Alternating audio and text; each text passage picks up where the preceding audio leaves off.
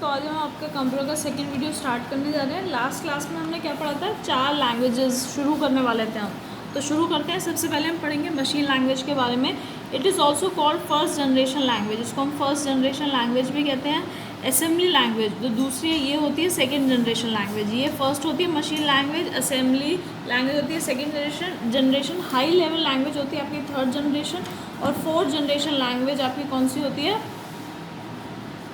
These type of languages are close to human language। जो fourth generation language है मतलब human की language से मिलती जुलती लैंग्वेज होती है। It is the only language which computer understand. सिर्फ आपकी जो मशीन लैंग्वेज है वही कंप्यूटर समझ सकता है। It is use as mnemonics codes और सिम्बल्स। नेमोनिक्स कोड और सिम्बल में असेंबली लैंग्वेज यूज होती है। It is simple to use and user friendly. ये क्या होती है, हाई लेवल लैंग्वेज क्या होती है, यूज़ करना आसान होता है और यूज़र फ्रेंडली मतलब जो इसे इस्तेमाल कर रहा है यूज़र फ्रेंडली होता है। It is user friendly and independent of any operating system. ये यूज़र फ्रेंडली तो होती है, मतलब यूज़र कौन है, हम लोग हैं। तो हम लोगों के मतलब हम लोगों से फ्रेंडली मतलब कि हम लोग आसानी से यूज़ कर सकते हैं और ऑपरेटिंग सिस्टम नहीं है, इंडिपेंडेंट ऑफ ऑपरेटिंग सिस्टम मतलब एक पर्टिकुलर ऑपरेटिंग सिस्टम नहीं है।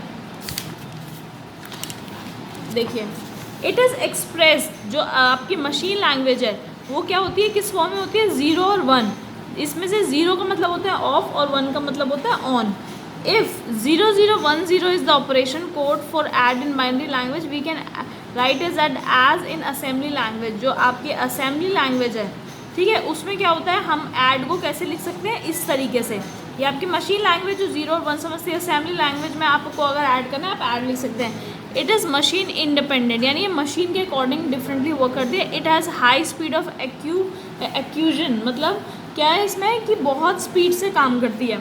It has has a high speed and very low memory. Speed तो हाई होती है लेकिन मेमोरी क्या होती है, लो होती है। It is easier to work with, इसके साथ काम करना आसान है।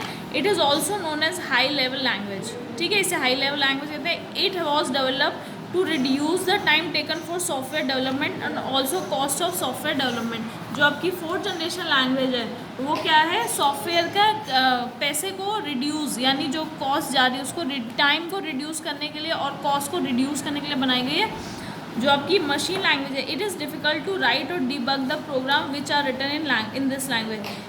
ये वाली जो लैंग्वेज है इसको लिखना और इसमें से क्या करना, मिस्टेक निकालना थोड़ा डिफ़िकल्ट होता है। This program have to be converted in machine language so that computer can understand them. इन प्रोग्राम्स को हमें मशीन लैंग्वेज में कन्वर्ट करना पड़ता है ताकि कंप्यूटर समझ सके। ये इंग्लिश की लैंग्वेज की तरह होता है। कौन सी, आपकी high level language.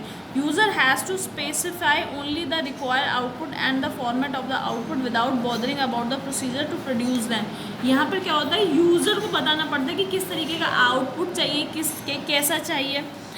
It is machine independent, machine के अकॉर्डिंग होता है। Assemblers convert the assembly language program into machine language.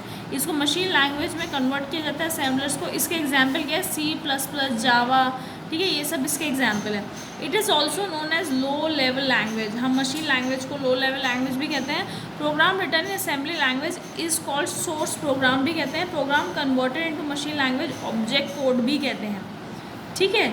High level programs are converted into machine language by using the translator program, interpreter and compiler, ठीक है। जो इसमें change होते हैं वो इनका इस्तेमाल करके चेंज होते हैं। तो ये आपको अलग से 4 लैंग्वेज में डिफरेंस बताया। एक और डिफरेंस है, it is machine independent programming is time consuming. जो आपकी असेंबली लैंग्वेज है इसमें जब प्रोग्रामिंग होती है तो बहुत ज़्यादा टाइम लगता है और इसको हम लो लेवल लैंग्वेज इसको भी कहते हैं। तो ये चारों का आपको बताया कि चारों तरीके की जो लैंग्वेज है वो कैसी है, उनमें क्या खासियत है।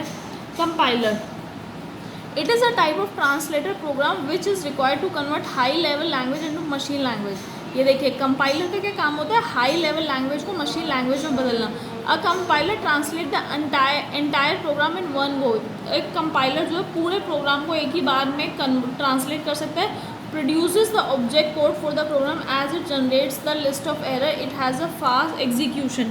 ये जो काम करता है बहुत स्पीड से करता है, ठीक है। कंपाइलर का काम क्या है कि ये क्या करता है, हाई लेवल लैंग्वेज को मशीन लैंग्वेज में चेंज करता है। आगे बढ़ते हैं, interpreter, it is a type of translator program. ये भी तरीके का ट्रांसलेटर प्रोग्राम है जो क्या करता है, हाई लेवल लैंग्वेज को मशीन में बदलता है, ये इसका भी यही काम है। It performs the translation one line at a time. ये देखिए, ये पूरे को एक ही बार में कर सकता था, ये क्या करता है, एक लाइन को एक बार में करता है। Executes the instruction and then again repeats this process, यानी एक लाइन को करेगा फिर दूसरी लाइन को करेगा, ये बार बार रिपीट करता रहता है।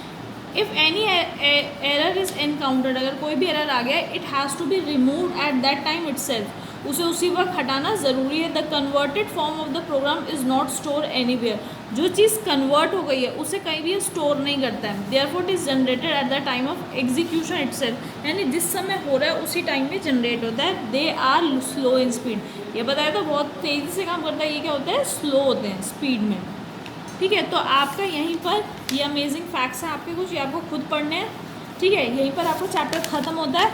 आपको क्या कहते हैं, क्वेश्चन ए, क्वेश्चन बी और क्वेश्चन सी, और आपकी एक एक्टिविटी है, ये आपको खुद करनी है। आपको बुक में क्या करना है, एक तो सॉरी कॉपी में आपको ये वाले क्वेश्चन आंसर करने हैं बस।